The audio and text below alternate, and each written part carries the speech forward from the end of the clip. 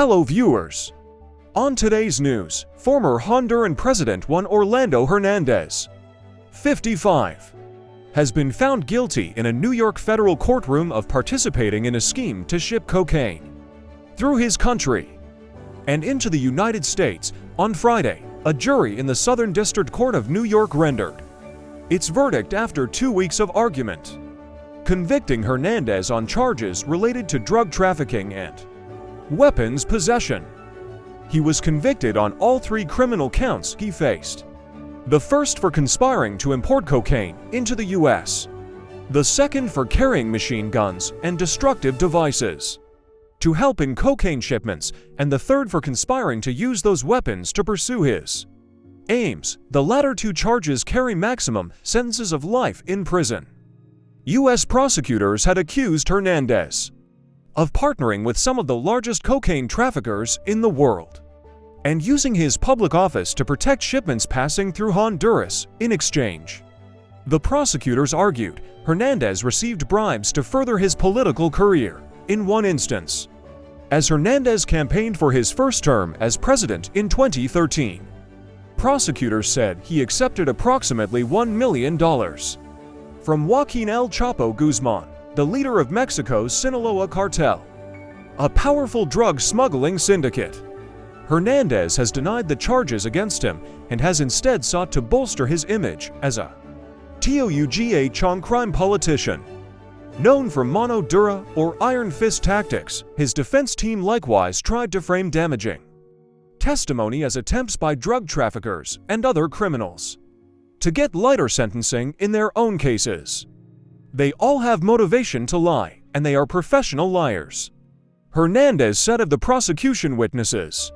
Defense lawyer Renato Stabil used his closing argument this week to make the case that his client had been wrongfully charged, but the prosecution painted Hernandez as using the full power and strength of the state to transform Honduras into a cocaine superhighway to the United States. Hernandez's terms in office from 2014 to 2022 had been marked by a series of scandals, and his trial in the U.S. was closely watched by Hondurans at home and in the country's diaspora, with some appearing outside the court to demonstrate the people suffered so much in Honduras. One courtroom attendee, Cecilio Alfaro, told Al Jazeera last week, "There's going to be justice, divine justice." Known by his initials Joe, Hernandez campaigned on the slogan of Una Vida Mayor, a better life for Hondurans. He also pledged to crack down on drug trafficking within the country's borders, using his inauguration speech to deliver a message to cocaine smugglers: the party is over. But quickly, his own administration became embroiled in controversy, including allegations he had dipped into funds for the country's Social Security Institute for personal gain. U.S. prosecutors said he also used his office to protect his younger brother, former Honduran Congressman Juan Antonio "Tony" Hernandez, from arrest and extradition. The U.S. Drug Enforcement Agency ultimately arrested Tony Hernandez in 2018, while his brother was still president in 2021.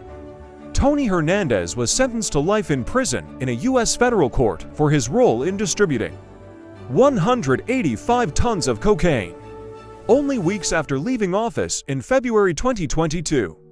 Former President Hernandez surrendered to U.S. authorities, who had surrounded his residence in the Honduran capital of Tegucigalpa. He was extradited that April in a news release after Friday's conviction. The United States Attorney's Office hailed the jury's decision as sending a message of justice to all corrupt politicians who would consider a similar path. Juan Hernandez had every opportunity to be a force for good in his native Honduras, said U.S. Attorney Damian Williams. Instead, he chose to abuse his office and country for his own personal gain. Attorney General Merrick Garland likewise said Hernandez had abused his position to transform Honduras into a narco-state.